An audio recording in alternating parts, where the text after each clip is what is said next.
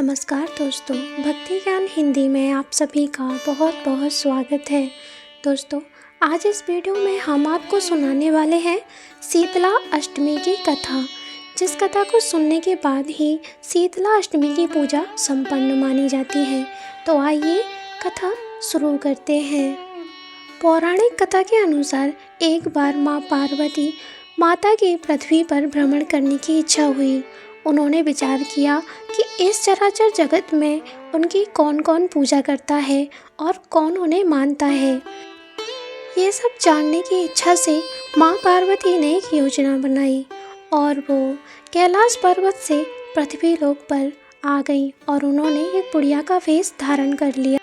माँ पार्वती राजस्थान के डुंगरी गांव में पहुंची और देखा कि आसपास उनका कोई भी मंदिर नहीं है और ना ही उनकी कोई पूजा करता है।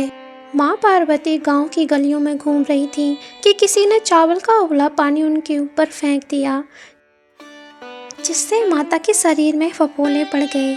माँ के शरीर में ताप होने लगा। माँ जोर जोर से चिल्लाने लगी, अरे मैं जल गई, मेरा शरीर तप रहा है, जल रहा है, कोई मेरी मदद करो। लेकिन उस गांव में किसी ने भी शीतला माता की मदद नहीं की। तभी एक कुम्हारन अपने घर के बाहर बैठी हुई थी। उसने देखा कि बूढ़ी काफ़ी जल गई है, तो कुम्हारन बोली, अरे माँ, आप तो जल गई, मैं आपकी मदद कर देती हूँ। ऐसा कहने के बाद वो कुम्हारन माँ को अपने साथ ले गई।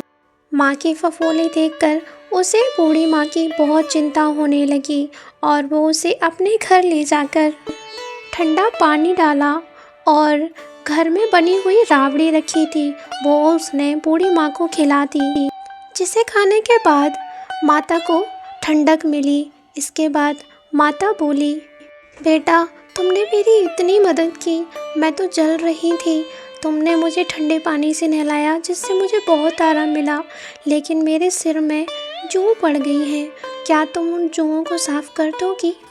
ऐसा सुनकर वो कुम्हारन माता के बालों में से जुएं देखने लगी।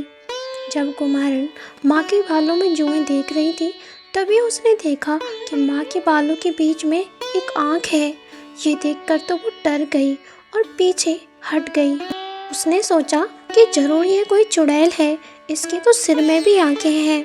लेकिन जब माता ने ये सब देखा तो माँ बोली, बेटा, तुम मुझसे डरो मत, मैं कोई चुड़ैल नहीं हूँ, मैं तो पार्वती हूँ, जो कि पृथ्वी पर भ्रमण करने आई थी, देखना चाहती थी कि कौन कौन मेरी पूजा करता है।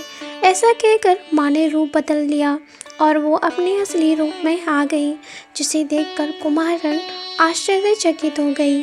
तभी माँ प्रसन्न होकर उस महिला के घर में खड़े गधे पर बैठ गई और उन्होंने एक हाथ में झाड़ू और दूसरे हाथ में एक टलिया लेकर महिला के घर की दरिद्रता को झाड़कर टलिया में फेंककर से एक वरदान मांगने को कहा। भी उसने कहा, मेरी इच्छा है कि आप इसी डुंगरी गांव में स्थापित हो जाएं, जिससे सभी लोग आपकी कृपा पा सकें।